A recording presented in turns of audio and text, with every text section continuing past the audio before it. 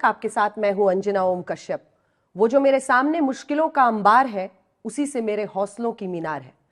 प्रधानमंत्री नरेंद्र मोदी जी, आप ही की लिखी हुई कविता की ये दो लाइनें हैं। आपने 400 पार वाला टारगेट सेट किया है हौसलों की मीनार का। उसी पर बातचीत करने के लिए मेरे तीन सहयोगी मेरे साथ हैं, श्वेता सिंह, राहुल कंवल, सुधीर चौधरी। हम चारों आपसे सवाल जवाब करेंगे। आपको सबका स्वागत है और आज तक के दर्शकों को मेरा नमस्कार है। और मेरे लिए खुशी है कि इस पूरे चुनाव में कई बार मुझे आज तक के लोगों से कहीं न कहीं मिलने का मौका मिला है, लेकिन ये चतुष्कोण पूरा वैसे ही चार जब इकट्ठे होते हैं कई प्रकार की कहावतें, सब तो मैं उपयोग नहीं कर सकता अच्छे वाली मैं बोल दूंगा प्रधानमंत्री जी, लोग जब चुनावों की तैयारी करते हैं तो उम्मीदवारों की लिस्ट बनाते हैं, वो कौन हमारा स्टार कैंपेनर होगा, ये सब घोषणा पत्र तय करते हैं। लेकिन आप 100 दिन आगे का एजेंडा बनाने में लग गए हैं। इसीलिए मेरा पहला प्रश्न आपसे यही है कि 2014 में जब आप आए तो 100 दिन के अंदर आपने OROP, काले धन पर SIT गठित की। 2019 में आए तो 62वें दिन आपने ट्रिपल तलाक से आजादी दिलाई और कश्मीर में 370 से आजादी दिलाई 66वें दिन। 2024 में अगर आप सत्ता में आते हैं तो 100 दिन में क्या करेंगे? कौन से बड़े और सख्त फैसले ले सकते हैं? एक तो शायद मेरी कार्यशैली का ये हिस्सा है कि मैं चीज़ों को बहुत वेल इन एडवांस करता हूँ। जब मैं संगठन का काम करता था तब भी मैं काफ़ी पूर्वानुमान लगाता था कि मुझे इस समय ये करना है, इस समय ये करना है। इसलिए मैं टाइम का भी ढंग से बंटवारा करता हूँ, प्रायोरिटी भी बड़ी आसानी से तय कर सकता हूँ। मैं किसी मैनेजमेंट स्कूल का स्टूडेंट तो नहीं रहा हूँ, लेकिन शायद ये मेरा काम करते करते डेवलप हुआ है। जब मैं गुजरात में था तो गुजरात में भी मैं और आमतौर पर जो क्रिटिक्स होते हैं या ऑब्जर्वर्स होते हैं वो शुरू के तबके का देखते हैं।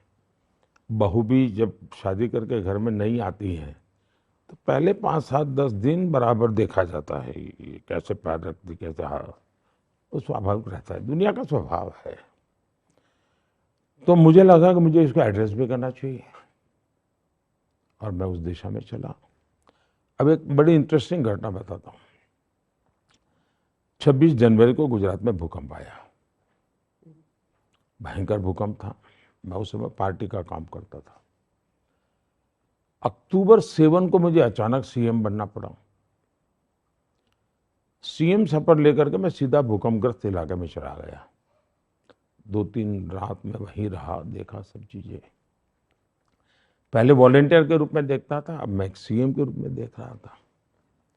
फिर मैंने आकर के मीटिंग ली मेरे अफसरों की, तो सबने बताया साहब मार्च महीने तक ये हो जाएगा। मार्च में मैंने कहा सबसे पहले तुम्हारा ये मार्च वाला बजट कैलेंडर है, उसको कागज को ऐसे बाजू में रख दो भाई। मुझे बताओ 26 जनवरी के पहले क्या करोगे? मैंने कहा दुनिया 26 जनवरी को देखने आएगी कि एक साल में क्या किया। सारा प्रीपोन करिए, मुझे बताइए। फिर मैंने पूरी मशीनरी को मोबिलाइज किया और मैंने यहाँ शायद 24 जनवरी को दिल्ली में आकर के प्रेस की थी और मैंने देश को रिपोर्ट कार्ड दिया था। और उस समय जैसी मेरा अनुमान था, बहुत बड़ी मात्रा में मीडिया गुजरात पहुंचा हुआ था और वो मीडिया पहुंचा हुआ था जो चाहता ही था कि हमारी चमड़ी उधेड़ दे। लेकिन मजा आप देखेंगे 24, 25, 26 जनवरी की रिपोर्ट वाहवाही के सिवा कुछ नहीं था। और उसका एक कारण ये था कि मैंने मार्च के डेड एंड को प्रीपोन कर लिया। तो मेरी टीम का उत्साह बढ़ गया कि यार देखिए सफलता काम रिकग्नाइज हो रहा है। तो मैं इसकी ताकत समझता हूँ और इसलिए मैं एक 100 दिन का। दूसरा, मैं ये नहीं चाहता हूँ कि सरकार चलती है यार कोई अच्छी चीज आ जाएगी तो देख लेंगे, जी नहीं। सरकार मुझे चलाना है। सरकार चलती है, इसके लिए मुझे लोगों ने नहीं बिठाया है जी। मुझे देश में कुछ चीजों को चलाना है, मुझे कुछ चीजों को बदलना है। और इसलिए मेरे पास, तो मैंने क्या किया, 2014 में मैंने 100 दिन के लिए सोचा, 5 साल के लिए मेरे पास मैनिफेस्टो था। 2019 में मैंने ये भी देखा, साथ साथ में मैंने ग्लोबल चित्र की तरफ भी थोड़ा ध्यान आकर्षित किया मेरा। 2024 में मेरी सोच थोड़ी लंबी है। मैं पिछले 5 साल से काम कर रहा हूँ 2047 पे, और ये 5 साल से काम चल रहा है। देश के शायद 20 लाख से ज़्यादा तो मैं कह सकता हूँ जिनसे मैंने इनपुट लिए हैं, और मैं उनके आधार पर 47 का एक विजन डॉक्यूमेंट बनाया। 2 पीढ़ी अफसरों की रिटायर हो चुकी होगी इस पर काम करते करते, काफ़ी नए लोग आए हैं। अब मैंने कहा, मैंने अभी चुनाव के 1 महीने पहले, घोषित होने के 1 महीने पहले पूरा बड़ी समिट की थी मेरी सभी काउंसिल की और सभी सचिवों की। फिर मैंने कहा भाई ये 2047 जो है, अब मुझे उसको 5 साल में बताइए प्रायोरिटी। फिर मैंने 5 साल का बनाया मैप। फिर मैंने उनको कहा कि अब मुझे इसमें से 100 दिन का निकालिए एक्शनेबल पॉइंट। फिर मैं उनको बताता हूँ मेरी प्रायोरिटी 1 ये होगी, प्रायोरिटी 1B ये होगी, प्रायोरिटी 1C ये होगी, प्रायोरिटी 2 ये होगी, प्रायोरिटी 2B ये होगी। उसके आधार पर अपने कीजिए। तो उन्होंने काम कर रहे हैं, तैयार किया है। मेरा उनके साथ बैठना अभी बाकी है, मैं शायद समय निकाल करके बैठ लूँगा। तो ये तैयार है मेरा। लेकिन अब मेरे मन में काम करते करते एक नया विचार आया है जो मैं पहली बार आपके सामने बता रहा हूँ। मैं जब 100 दिन का सोच रहा था, अभी मैं 125 दिन पर सोचने के लिए मैं मजबूर हो गया हूँ और मैं उत्साहित भी हो गया हूँ। मैं देखा कि इस पूरे कैंपेन में फर्स्ट टाइम वोटर को हो, युवा पीढ़ी को, यानी मैं उनका पागलपन देख रहा हूँ। मैं उनके एस्पिरेशंस को फील कर रहा हूँ। तो मैं शायद आजकल मैं अनाउंस करने वाला हूँ कि मैं अब 125 दिन पर काम करना चाहता हूँ। 100 दिन का मैंने प्लान कर लिया है, मैं 25 दिन और जोड़ना चाहता हूँ, और उसमें प्योरली मैं यूथ को चाहता हूँ। आप मुझे आइडिया दीजिए, आप मुझे अपनी प्रायोरिटी बताइए। तो मैं 25 दिन टोटली डेडिकेट करना चाहता हूँ मेरे देश के युवाओं को। तो 125 का मैं अब करूँगा काम, 100 से मैं आगे बढ़ रहा हूँ 25 दिन का। तो हो सकता है सर हमारा कार्यक्रम देखने के बाद, ये इंटरव्यू के बाद शायद यूथ अपने आप ही अब आपको मैं आइडिया, पहली बार आपके सामने बोला हूँ, जी तो हो आप सकता बता है सकते कि हैं यूथ बहुत को। ही लोगों को अच्छा लगेगा। हाँ। जी सर, देखिए ये कितनी बड़ी बात है कि चुनाव समाप्त नहीं हुआ और हम आपके अगले टर्म की बात कर रहे हैं। आप 100 दिन में, 125 दिन में, इससे ऐसा लगता है कि ये चुनाव जो है एक स्टेटस को का चुनाव है, यानी लोगों को ये आश्वस्त है कि आप वापस आने वाले हैं। जब बीजेपी के टिकट दिए जा रहे थे उस समय लोग कहते थे कि ये टिकट नहीं है, ये निर्वाचन का सर्टिफिकेट है। हर जगह जो बीजेपी का सबसे बड़ा एसेट है वो आपका चेहरा है और आपका काम है। आपको कभी ऐसा लगा कि इस बार तीसरे टर्म के दौरान कैंडिडेट्स ने भी शायद ऐसा सोच लिया कि भाई आपके नाम पे ही जीत के आना है, आपके काम ने आपने इतना अच्छा करके रखा है कि उनको कोई ज़्यादा मेहनत करने की ज़रूरत नहीं है? तो आप उस हिसाब से कुछ आप देख रहे हैं कि कोई लैक ऑफ पार्टिसिपेशन या ज़रूरत से ज़्यादा एक श्योरिटी कैंडिडेट्स में या कार्यकर्ताओं में? एक तो ये जो चुनाव जीतने वाला हूँ या हमारी सरकार बनने वाली है, इस अनुमान पर पहुंचने में आप काफ़ी लेट है, बहुत लेट है आप। मुझे राष्ट्रपति पुतिन का फ़ोन आया था सितंबर की मीटिंग के निमंत्रण के लिए।